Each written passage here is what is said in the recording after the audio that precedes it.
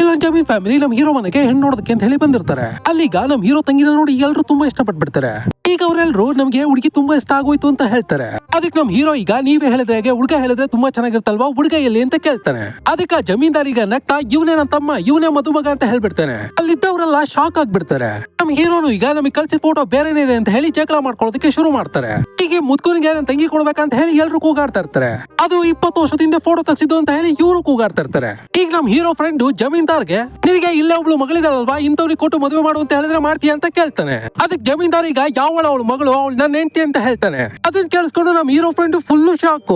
ನಮ್ ಹೀರೋನು ಈಗ ಎಲ್ರು ಬೈದು ಆಚೆ ಹೋಗಿ ಅಂತ ಹೇಳಿ ಎಲ್ರು ಕಳಿಸ್ತಾ ಇದ್ರೆ ಅದೇ ನನ್ನ ತಮ್ಮನ್ನ ಬಿಟ್ಟು ನಿನ್ ತಂಗಿಗೆ ಬೇರೆ ಮದುವೆ ಮಾಡ್ತೀಯ, ನಾನು ನೋಡ್ತೀನಿ ಅಂತ ಹೇಳಿ ಚಾಲೆಂಜ್ ಮಾಡಿ ಹೋಗ್ತಾನೆ. ಇದೊಂದು ಸಂಬಂಧ ಅಂತ ಹೇಳಿ ಕರ್ಕೊಂಡ್ ಬಂದಿದ್ದಲ್ಲ ಬ್ರೋಕರ್ಗೆ, ಅವನಿಗೀಗ ಹೀರೋ ಮತ್ತೆ ಹೀರೋ ಫ್ರೆಂಡ್ ಸೇರಿ ಕೊಡ್ತಾರೆ ನಾಯಿ ಹೊಡೆದು ಬಿಡ್ತಾರೆ. ಅದೇ ಬೇಜಾರಲ್ಲಿ ರಾತ್ರಿ ಈಗ ನಮ್ ಹೀರೋ ಫುಲ್ ಆಗಿ ಕುಡಿದು ಮಲಗ್ ಬಿಡ್ತಾನೆ. ನಮ್ ಹೀರೋ ಈಗ ಅಲ್ಲಿ ಮಲಗಿರ್ಬೇಕಾದ್ರೆ ಅವ್ನ್ ಕನ್ಸಲ್ಲಿ ಚಾಟಿ ಸುತ್ಕೊಂಡು ಒಬ್ಬ ಬರ್ತಾನೆ.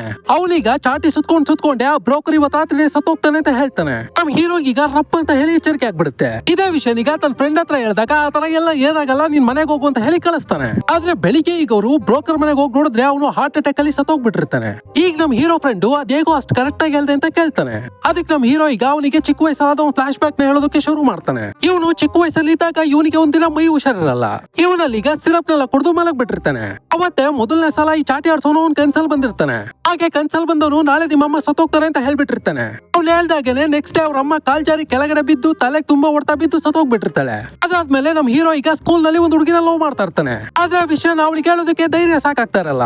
ಅದಕ್ಕೆ ಹೇಳೋದಕ್ಕೆ ಧೈರ್ಯ ಬರ್ಲಿ ಅಂತ ಹೇಳಿ ಫ್ರೆಂಡ್ಸ್ ಎಲ್ಲರೂ ಸೇರಿ ಇವನಿಗೆ ನೀರ ಕುಡಿಸ್ಬಿಟ್ಟಿರ್ತಾರೆ. ಇವನು ಅಲ್ಲಿ ಚೆನ್ನಾಗಿ ಕುಡಿದ್ಬಿಟ್ಟು ಮಲಗ್ ಬಿಟ್ಟಿರ್ತಾನೆ. ಆಗ್ಲೇ ಮತ್ತೆ ಚಾಟಿ ಆಡ್ಸೋನು ಕನ್ಸಲ್ ಬಂದ್ಬಿಟ್ಟಿರ್ತಾನೆ. ಕನ್ಸಲ್ ಬಂದವನು ಈ ಸಲನು ಕೂಡ ನೀನ್ ಪ್ರೀತಿಸ್ತಿರೋ ಹುಡುಗಿ ನಾಳೆ ಸತ್ತೋಗ್ತಾಳೆ ಅಂತ ಹೇಳ್ಬಿಡ್ತಾನೆ. ಅವ್ನು ಹೇಳ್ದಾಗೇನೆ ನೆಕ್ಸ್ಟ್ ಡೇ ಈಗ ಹುಡುಗಿಗೆ ಲವ್ ಫೇಲ್ಯೂರ್ ಆಗಿ ವಿಷ ಕುಡಿದು ಸತ್ತೋಗ್ಬಿಟ್ಟಿರ್ತಾಳೆ. ನಮ್ ಹೀರೋ ಯಾವಾಗೆಲ್ಲ ಕುಡಿದು ಮಲಗ್ತಾ ಇರ್ತಾನೋ ಆಗೆಲ್ಲ ಚಾಟಿ ಆಡ್ಸೋನು ಇವ್ ಕನ್ಸಲ್ಲಿ ಬರ್ತಾನೆ ಇರ್ತಾನೆ. ಬಂದವನು ಏನ್ ಹೇಳ್ತಾನೋ ಅದೆಲ್ಲ ಹಾಗೇನೆ ನಡೀತಾ ಇರುತ್ತೆ. ಫೈನಲಿ ನಮ್ ಹೀರೋ ತಂಗಿಗೆ ಒಂದ್ ವರ ಕೂಡ ಸಿಕ್ಬಿಡುತ್ತೆ. ಎರಡು ಮನೆಯವರಿಗೆ ಮದುವೆಗೆ ಗ್ರೀನ್ ಸಿಗ್ನಲ್ ಕೊಟ್ಬಿಡ್ತಾರೆ. ಬಟ್ ಆ ಜಮೀನ್ದಾರಿಗ ಈ ಮದುವೆ ನಿಲ್ಲಿಸೋದಕ್ಕೆ ಇಬ್ಬರನ್ನ ಸ್ಪೈ ಆಗಿ ಅವ್ರ ಮನೆ ಕಳಿಸ್ಕೊಡ್ತಾನೆ.